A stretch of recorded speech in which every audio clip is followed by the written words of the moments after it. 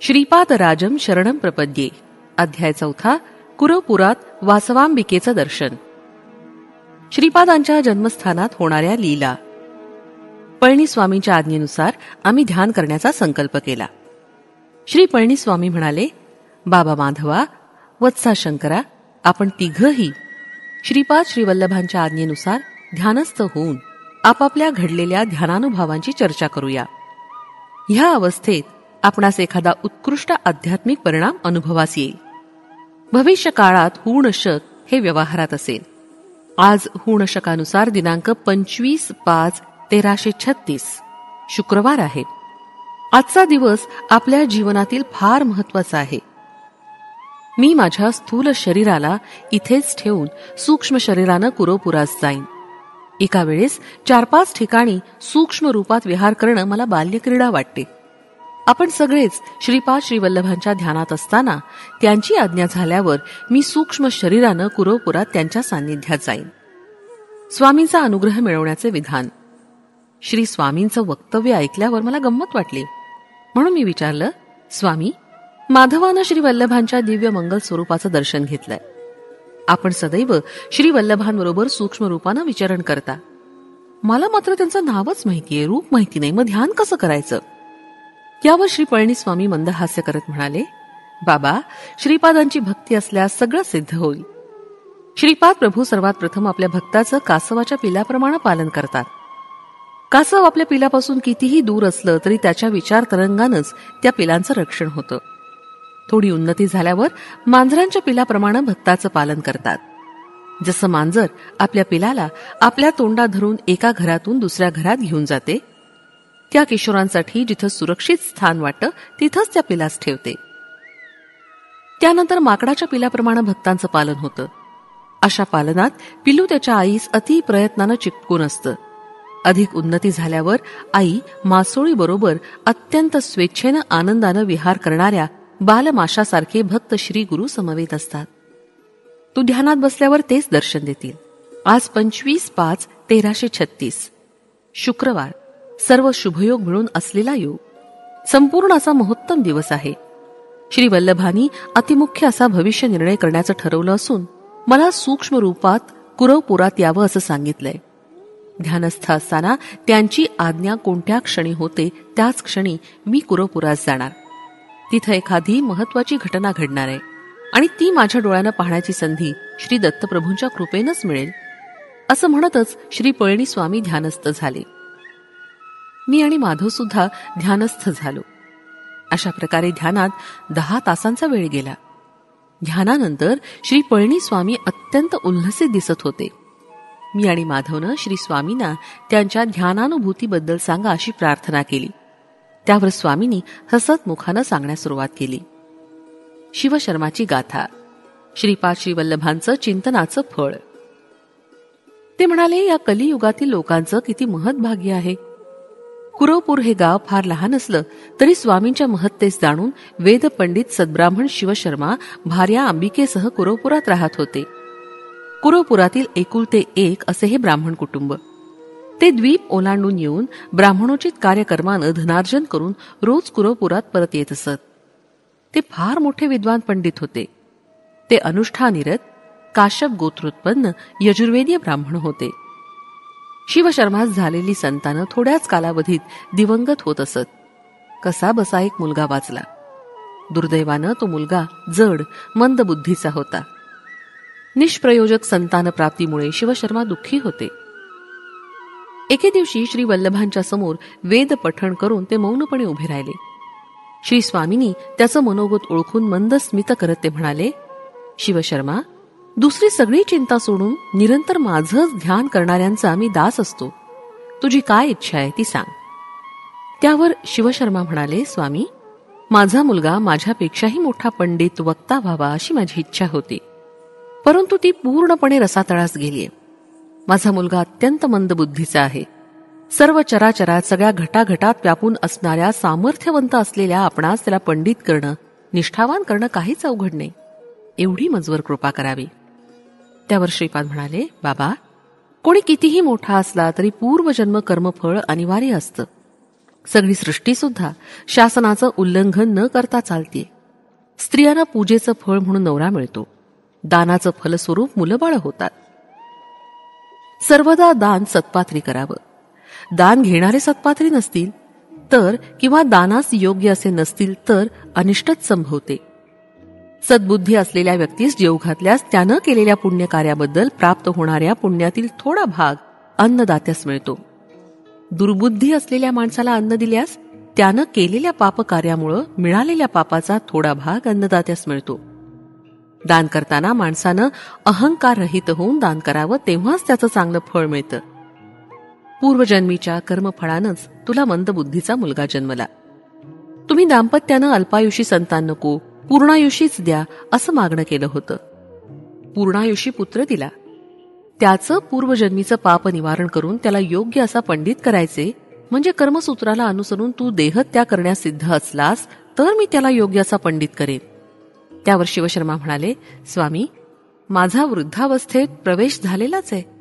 मी माझं जीवन त्यागण्यास सिद्ध आहे. माझा कुमार बृहस्पतीसारखा पंडित वक्ता झाल्यावर मला दुसरं काय हवं? संपूर्ण चराचराला घटाघटाला व्यापून राहणारे सामर्थ्यवंत श्रीपाद प्रभू म्हणाले, बरे, तुझा लवकरच मृत्यू होईल. मरणानंतर सूक्ष्मदेहानं धीशिला नगरामध्ये म्हणजे सध्याच्या शिर्डीमध्ये निंब वृक्षाच्या पायथ्याशी असलेल्या भूगृहात थोडा काळ तपश्चर्येत राहशील. त्यानंतर पुण्यभूमी असलेल्या महाराष्ट्र देशामध्ये जन्म घेशील. याविषयी तू तुझ्या बायकोला थोडं सुद्धा कळू देऊ नकोस. श्रीपाद श्रीवल्लभांच्या भावी जन्माचा निश्चय. आविष्करण. लवकरच शिवशर्मा मरण पावला. अंबिका तिच्या मुलासह भिक्षाटन करून जगत होती. शेजार पाजारचे लोक हसत टिंगल उडवत त्यास अंतच नसे. त्या मठ्ठ ब्राह्मण मुलास अपमान असह्य होऊन तो आत्महत्या करण्यासाठी नदीकडे पळत सुटला. त्याची माता सुद्धा असहाय्यपणे आत्महत्या करण्यासाठी मुलाच्या मागे पळत सुटली. त्यांच्या पूर्व पुण्याईच्या प्रभावानं वाटेत श्रीपाद श्रीवल्लभ स्वामी समोर आले. त्या दोघांनाही त्यांनी आत्महत्येच्या प्रयत्नातून सोडवलं. श्रीपाद श्रीवल्लभ स्वामींनी त्यांच्या अपार करुणा कटाक्षानं त्या मूर्ख बालकाला महापंडित केलं. अंबिकेनं शेष जीवन शिवपूजेत घालवावं असा आदेश दिला. शनी प्रदोष व्रताचं महात्म्य सांगून प्रदोष समयास केलेल्या शिवपूजनाचं फळ कसं मिळतं ह्याची सविस्तर माहिती दिली. पुढील जन्मी अंबिकेला माझ्यासारखाच मुलगा होईल असा वर दिला. परंतु त्यांच्या समयातीनही लोकात कोणीही नसल्यानं श्री स्वामींनी पुढील जन्मात तिच्या पुत्ररूपात जन्म घेण्याचा निश्चय केला. नृसिंह सरस्वती आणि स्वामी समर्थ यांचा जन्मसंकल्प. समस्त कल्याणकारी गुणांनी युक्त अशा वासवांबिकेस श्रीपाद प्रभू म्हणाले, तुझा संकल्प सिद्ध होईल.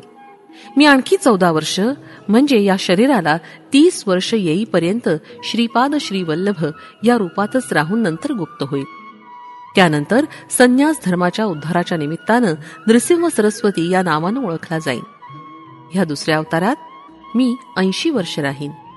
या अवतार समाप्तीनंतर कर्दळी वनात 300 वर्ष तपोनिष्ठेत राहून प्रज्ञापुरात म्हणजे अक्कलकोट इथे स्वामी समर्थ या नावानं अवतार धारण करीन. अवधूत अवस्थेत सिद्ध पुरुषांच्या रूपानं अपरिमित अशा दिव्य कांतीनं अगाध लीला दाखवीन. साऱ्या जगाला धर्मकर्माला अनुसरून त्याविषयी आसक्तीरहित करीन. पळणीस्वामी पुढे म्हणाले, जशी जशी योग बदलतील तशी तशी मानवाची शक्ती कमी होत जाईल. त्यासाठी परातत्व ऋषीश्वरांच्या इच्छेनुसार खालच्या स्थायीवर उतरून येईल. शरीरधारी प्रभूंचा अवतार म्हणजे संपूर्ण अनुग्रहाचं सूचकच होय. अशा रीतीनं प्रभुतत्व खालच्या पातळीवर उतरण्यानं थोड्या श्रमानं मानवास उत्तम फळ प्राप्त होईल. म्हणून कलियुगातील मानव धन्य आहेत. केवळ स्मरण मात्रेस दत्त प्रभूंचा अनुग्रह प्राप्त होईल. मानवाचं पतन होण्यास जेवढे मार्ग आहेत, श्रीचरणांचा अनुग्रह प्राप्त होण्यास त्याहीपेक्षा असंख्य मार्ग आहेत. हेच परमसत्य आहे. स्मरण अर्चन केल्यामुळे श्रीपाद श्रीवल्लभ प्रभूंशी अनुसंधान घडतं. त्यामुळे साधकांचे पापकर्म, दोष, विषय वासना, संस्कार श्रीपाद श्रीवल्लभांच्या चैतन्यात प्रवेश करतात. त्यांच्याकडून भक्तांना श्रेयस्कर शुभ स्पंदनांचा लाभ होतो. श्रीपाद प्रभू साधकांच्या चैतन्यात प्रवेश झालेल्या पापसमुदायाचं पवित्र नदीच्या स्नानानंच निर्मूलन करतात. तसं न केल्यास त्यांच्या योगाग्नीनंच त्या पापांना जाळून भस्म करतात. ते स्वतः तप करून त्या तपाचं फळ त्यांच्या भक्तांना देतात. कर्मसूत्राचं अतिक्रमण न करता भक्तांचं रक्षण करतात. त्यांना आवश्यक वाटल्यास कितीही जड स्वरूपी कर्मफलांचं शोषण करून आपल्या भक्तांना विमुक्तीचा प्रसाद देतात. क्षणोक्षणी त्यांच्या कर्माचा ध्वंस करतात. म्हणूनच त्यांच्या भक्तांची त्यांच्या न कळतच कर्मबंधातून सुटका होते, मुक्ती मिळते. पळणीस्वामींच्या या वक्तव्यानंतर सुद्धा माझ्या मनातील प्रश्न मिटला नव्हता. मी त्यांना अजून एक प्रश्न विचारण्याचं साहस केलं. स्वामी, 7.5 त्रासातून शंकराची सुद्धा सुटका झाली नाही असं ऐकलं होतं. ग्रहासंबंधी त्रासातून श्री गुरु सार्वभौम कशा प्रकारे सुटका करतात याबद्दल माहिती द्यावी अशी प्रार्थना. यावर पळणीस्वामी म्हणाले, बाबा शंकरा, खगोलशास्त्रातील ग्रहांना जीवांशी मित्रत्व किंवा शत्रुत्व असं नसतंच. मानव जन्माच्या वेळी त्याच्या प्रारब्ध कर्माला अनुसरून ग्रह महर्दशेनं जन्म घेतो. त्या ग्रहांना अनुसरून शुभाशुभ फळं त्याला मिळत असतात. ग्रहांच्या मुळे येणारे सूक्ष्म किरण अशुभ फळं देणारे असल्यास त्याच्या दोष निवारणासाठी मंत्र तंत्र यंत्रानं काही फळं न दिसल्यास जप तपहोमाचा आश्रय घ्यावा. या उपायानं सुद्धा उपशमन न झाल्यास श्री गुरु पादुकांना शरण जावं. श्रीचरण सर्व शक्ती संपन्न असतात. शक्तीमध्ये चांगल्या आणि वाईट शक्ती असतात. त्या शक्तीकडून निघालेली स्पंदनं शुभ अशुभ घटना घडवून आणतात. प्रत्येक ग्रहास मानव शरीरातील थोड्या विशेष भागावर अधिपत्य असतं. ग्रहबाधा असल्यास मानवाच्या शरीरातील कोणत्या भागावर त्या ग्रहांचं अधिपत्य असतं तेच पीडित होतात. विश्वचैतन्यापासून प्रवाहित सूक्ष्म स्पंदनामुळेच इष्ट अनिष्ट फळांची सिद्धी होते. स्पंदनामुळे आकर्षण किंवा विकर्षण होतं. सज्जनांचा सहवास असणाऱ्या व्यक्तीस दुर्जन सहवास घडल्यास अकारण कलह, बंधुवियोग, कुटुंबातील सदस्यांशी वाद विवाद होतात. हे सारं आकर्षण शक्ती कमी झाल्यानं मिळणारं अनिष्ट फळ आहे. विश्वशक्तीकडून स्पंदनांची निरंतर उत्पत्ती होत असते. ते थोड्या कालावधीपर्यंत त्या माणसावर प्रभाव पाडण्याचं कार्य करतात. काळ हा शक्ती स्वरूप आहे. थोड्या कालांतरानं ती स्पंदनं त्या माणसास सोडून विधिरित्या प्रभावित होणाऱ्या माणसाच्या शरीरात प्रवेश करतात. कालचक्राला अनुसरून त्याचं फळ मिळत असतं. मानवाची दैवभक्ती जागृत होऊन तप जप केल्यास ग्रहांची तीव्रता थोड्या प्रमाणात कमी होते. महात्मे लोक विश्व कल्याणाची इच्छा करून विविध प्रकारचे यज्ञ करत असतात. त्यांच्या तपाचं फळ सुद्धा दान करत असतात. या प्रक्रियेनं विश्वात उद्भवलेली अनिष्टकारक अशी स्पंदनं एका माणसानंतर दुसऱ्या माणसाला कष्ट न देता ती जिथून उद्भवली तिथंच परत जातात, म्हणजे मूळ बिंदुस्थानात जातात. याला तिरोधान म्हणतात. थोडं पुण्यकार्य केल्याबद्दल विशेष शुभ फळ मिळाल्यास त्याला अनुग्रह असं म्हणतात. स्वामी पुढे म्हणाले, बाबा, क्रियायोग सिद्धांताप्रमाणे सृष्टी स्थिती लय या तिरोधान अनुग्रहांना मी स्पष्ट केलं. तू ध्यानात असताना पाहिलेल्या यवन भासणाऱ्या साधूमध्ये भविष्यात श्रीपाद श्रीवल्लभांची शक्ती विशेषरित्या प्रवाहित होईल. निंबवृक्षाच्या जवळ असलेल्या भूगृहातील 4 नंदादीपांना तू पाहू शकलास ही असाधारण किमया आहे. श्रीपाद श्रीवल्लभांनी कोणत्या तरी महान उद्देशाच्या दृष्टीनंच तुला असा अनुभव दिलाय. त्यांची आंतरिक कल्पना केवळ त्यांनाच माहितीये. त्यांच्या लीला फार अगम्य असतात, गूढार्थ प्रयोजक असतात. त्यांच्या व्यतिरिक्त दुसऱ्यांना त्याचा मतितार्थ जाणता येत नाही. त्यात सुद्धा देवरहस्य असू शकतात. त्यांच्या अनुमतीनंच मी तुला त्याचं विवरण करू शकलो. समस्त सृष्टी त्यांच्या नजरेखालीच असते. त्यांचं तेच प्रमाण आहेत. त्यांच्यात तेच श्रेष्ठ आहेत. विश्वनियंता सुद्धा तेच आहेत. योगसिद्ध आहेत, अमेय आहेत. ते परिमाणाना, मोजमापाना, परिमितीला साध्य होणारे विषयच नाहीत. श्री पळणीस्वामींच्या या वर्णनानं माझं मन आनंदानं बहरून गेलं. मी उडपी क्षेत्राहून निघालो. कुरवपुरास जाताना मध्येच कितीतरी चित्रविचित्र अशा घटना घडत चालल्या होत्या. या सर्व ग्रंथस्थ करण्यासाठी श्री गुरु सार्वभौमांची अनुमती घ्यावी या विचारानं श्रीपाद श्रीवल्लभांच्या दर्शनोत्तर त्यांच्याशी विचार विनिमय करण्याचं ठरवलं. श्री पळणीस्वामींनी माझ्या मनातील भावाला लीलेनं समजावून घेतलं आणि ते म्हणाले, तुझ्या मनातील भाव मला अवगत झालेला आहे. भविष्यात भक्तांच्या हितासाठी श्री प्रभूंच्या चरित्राचं लिखाण करण्याचं तू ठरवलं आहेस. ते जरूर तुझ्या प्रयत्नांना आशीर्वाद देतील. भविष्यात भक्तांच्या हितासाठी श्री प्रभूंच्या चरित्राचं लिखाण करण्याचं तू ठरवलं आहेस. ते जरूर तुझ्या प्रयत्नांना आशीर्वाद देतील. त्यानंतर श्री पळणीस्वामी माधवास त्याच्या ध्यानानुभवाविषयी सांग असं म्हणाले. माधवाने आपल्या अनुभव सांगण्यास सुरुवात केली.